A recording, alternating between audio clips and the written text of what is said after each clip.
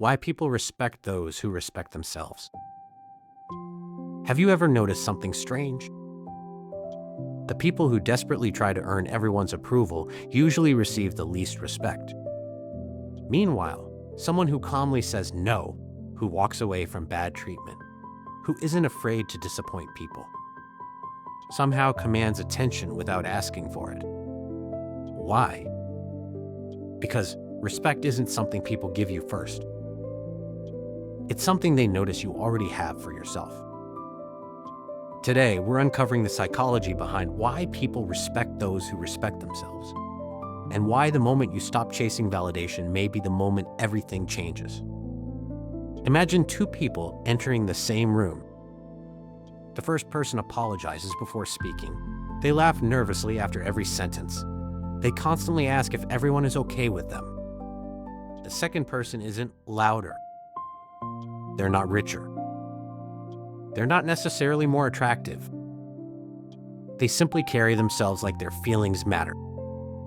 They listen. They speak clearly. They don't rush to explain themselves. Without realizing it, most people instinctively respect the second person more.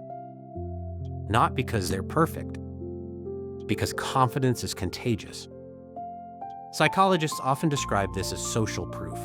We constantly look to other people, and even to the way they treat themselves, to decide how valuable they are. If you treat your own time as meaningless, others often will too. If you constantly tolerate disrespect, people begin assuming that's acceptable. Human beings unconsciously take emotional cues from you.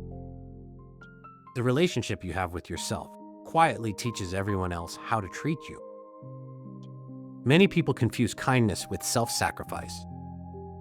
They say yes when they want to say no. They stay quiet to avoid conflict.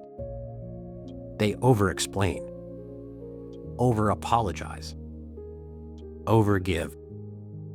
At first, it seems generous, but underneath it often hides something much deeper. Fear. The fear that saying no means rejection. The fear that setting boundaries means losing people. The fear that disagreement means you're unlovable. Ironically, the harder you work to keep everyone happy, the easier people begin taking you for granted. Why? Because people naturally value what has limits. Time has value because it's limited. Money has value because it's limited. Attention has value because it's limited. If your energy is available to everyone at every moment, it slowly loses its perceived value. Healthy boundaries don't push good people away. They reveal who was only benefiting from your lack of them. Let's call her Sarah. Sarah wanted everyone to like her. She answered work emails late at night, canceled plans for friends who barely appreciated her, stayed in relationships long after the love disappeared. Whenever someone upset her, she convinced herself it wasn't a big deal. Until one day, she looked around and realized something heartbreaking. She was surrounded by people, yet felt completely invisible. Not because nobody loved her, but because somewhere along the way, she stopped loving herself enough to expect better. Everything changed the day she made one simple decision. She stopped explaining every boundary. No, I can't. That doesn't work for me. No guilt. No 20-minute justification. At first, some people became angry. Others called her selfish. But something unexpected happened. The people who genuinely cared stayed. The people who only valued her compliance left. And for the first time in years, Sarah felt lighter. One of the biggest misconceptions about boundaries is believing they're walls. They're not. Walls keep everyone out. Boundaries simply define where respect begins. Think about countries. Without borders, there is chaos. Without rules, relationships become confusing. Without personal limits, people don't know where your emotional space ends. Boundaries communicate something incredibly powerful. I value myself enough to protect my peace. That sentence is rarely spoken aloud, but people feel it. Even those who disagree with your boundaries often respect the confidence it took to create them.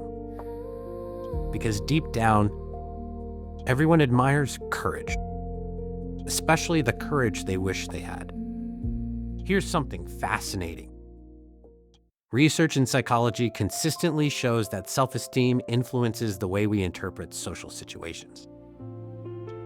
When you don't respect yourself, neutral situations feel like rejection.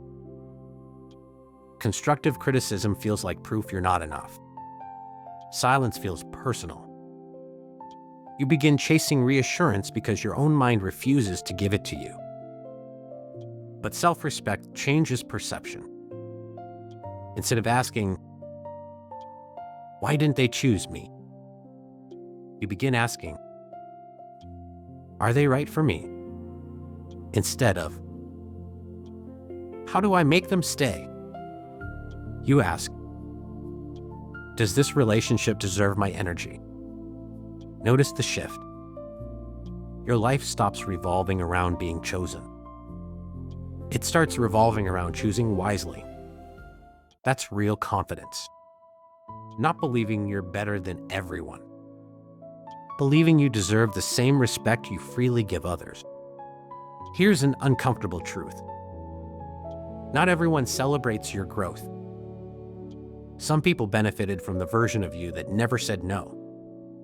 The version that tolerated disrespect. The version that always apologized. When you begin respecting yourself, you disrupt their expectations. Suddenly, you're harder to manipulate, harder to guilt, harder to control. That's why personal growth sometimes feels lonely.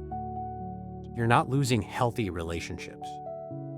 You're losing unhealthy dynamics. There's a difference. People who truly love you don't fear your boundaries. They adjust to them. Self-respect isn't created through one dramatic decision. It's built quietly, every single day. When you leave conversations that drain you. When you stop texting people who never respond. When you rest without apologizing.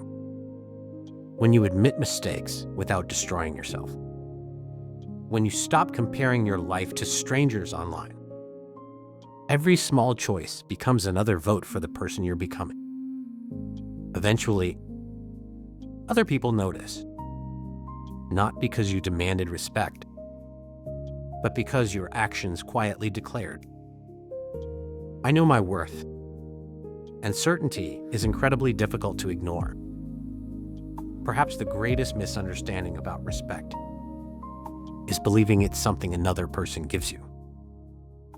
The truth is, people can admire you, fear you, need you, even love you. But until you genuinely respect yourself, none of it will ever feel enough. Because external validation is temporary. Self-respect is permanent.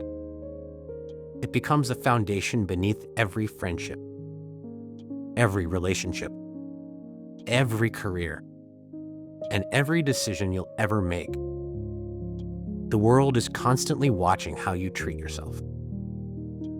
And whether you realize it or not, it's learning from you. So here's a question worth sitting with today. If someone treated you exactly the way you treat yourself, would you call it love, or would you call it disrespect?